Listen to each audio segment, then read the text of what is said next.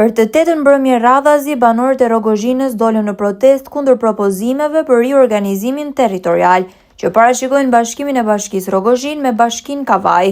Me pankarta dhe thirrje, qytetarët janë mbledhur në parkun e qytetit në sloganin Rogozhina është e jona, duke kërkuar që qyteti të ruaj statusin e tij administrativ dhe të mos përfshihet në një ndarje të re territoriale. Protestuesit kanë marrë fjalën njëri pas tjetrit në podiumin e improvizuar, ku kanë shprehur kundërshtimet e tyre ndaj propozimit. Ata argumentojnë se një bashkim me Kavajën nuk do të zgjidhte problematikat me të cilat përballet Rogozhina. Sipas banorëve, edhe bashkia Kavaj ka problematika dhe sfidat e saj, dhe për këtë arsye një bashkim i dy territoreve nuk do të cillte përmirësimin e shërbimeve apo zgjidhjen e nevojave të komunitetit. Dojmë drejtuesve kryesorë, si shkojnë trokasin në përshpi për votat, se nuk trokisi për gjithë qytetarët, se ka një që nuk i din, ka një që nuk i njohin rrjetet sociale. Atëherë të gjithë bashkë e mbrojmë Rogozhinën, nuk është personale, nuk ka ngjyrë partijake, kam qenë gjithmonë kundër ngjyrës partijake. Jam me njerëz që kanë vizion. Kemi pas kryetarë që kanë vizion dhe kanë bërë ndryshim. Ka pas kryetarë që nuk din asgjë. I paçin gjunave për vete dhe Zoti që ndeshkon, nuk kemi ne. Ne ndeshkojmë me votë, ne ndeshkojmë me mbrojtjet e drejtave tona. Nuk arrin dot Kavajat në menaxhojnë ne. Vetëm fjala nën kryetar, ne jemi të nështruar, si ka mundësi të nështrohem në dikujt tjetër. Atëherë të gjithë burra, gra, fëmijë, rini, blidhuni, protestoni, frimosin, nuk vendos as Mazrikun, as Rama. Ku është presidenti? Presidenti që krenohet, presidenti që përgatet bashkë qytetarën dhe Rogozhinës. Ku? Po keni gjumë, zgjojni, trokisni, të vinë Rogozhinë. Rogozhina është të gjithë njerëzit, kemi djem të shkëlqyre, kemi gratë të shkëlqyre, kemi burra të shkëlqyre, që janë vizionar. Ke qef të shohë Shërinin. Është një pikë në hartën e Republikës Shqipërisë. Ajo është një bashkim me identitet të ndërtuar ndër vite, me histori, traditë, kulturë dhe njerëz punëtor që kanë kontribuar në zhvillimin e saj. Kjo bashki ka një pozicion strategjik që lidh veriun me jugun, ka dalje në Bregdet përmes Vilbashtovës dhe Spilles. Ka toka pjellore, potencial të madh bujqësor dhe turistik, si dhe një ekonomi që ka njohur zhvillim të vazhdueshëm. Rogozhina është bërë krenari për gjithë Shqipërinë edhe në sport. Klubi Egnatia ka treguar se edhe një qytet i vogël mund të arrijë majat, duke fituar trofe dhe duke përfaqësuar denjësisht vendin në arenën evropiane.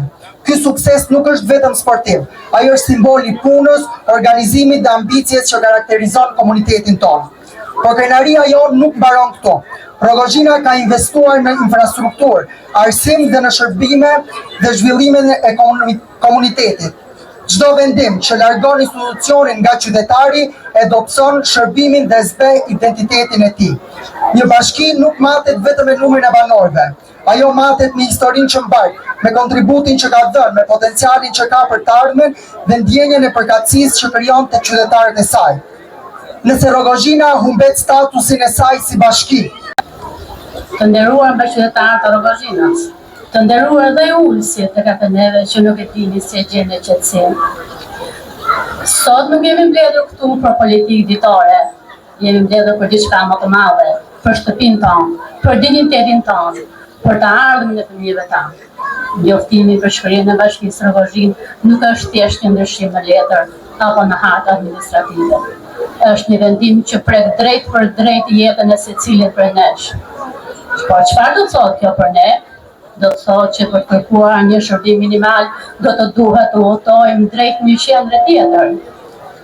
Do të thotë që taksat tona nuk do të indeksohen këtu në shtëpinë tonë, në Rogozhinën tonë, në rrugët tona, në shkollat tona, apo për fermerët tanë, por do të shkojnë për të plotësuar nevojat diku tjetër, duke lënë zonën tonë në harresë. Do të thotë që zërin të zbehet. Nëse humbasin automin ton, askush nuk do të mendoj për Rogozhinën me të njëjtin përkushtim si ne që jetojmë këtu për ditë. Banorët, protesta nuk është vetëm një kundërshtim ndaj një propozimi administrativ, por një kërkesë për të dëgjuar përpara se të merret një vendim që sipas tyre prek drejt për drejt të ardhmen e qytetit dhe komunitetit. Ata i kanë bërë thirrje autoriteteve që të marrin në konsiderat zërin e qytetarëve dhe argumentet e komunitetit përpara marrjes së një vendimi përfundimtar. Protesta ka vijuar për 8 net radhazi dhe qytetarët deklarojnë se nuk do të ndalen. Në përfundim të tubimit, protestuesit paralajmëruan se nëse kërkesat e tyre nuk do të merren parasysh, do të vijnë me forma të tjera reagimi kundër reformës së propozuar territoriale. Rogozhina është e jona, mbetet slogani që shoqëron protestën e banorëve, të cilët kërkojnë që ardhmja administrative e qytetit të vendoset duke marrë në konsiderat edhe vullnetin e komunitetit.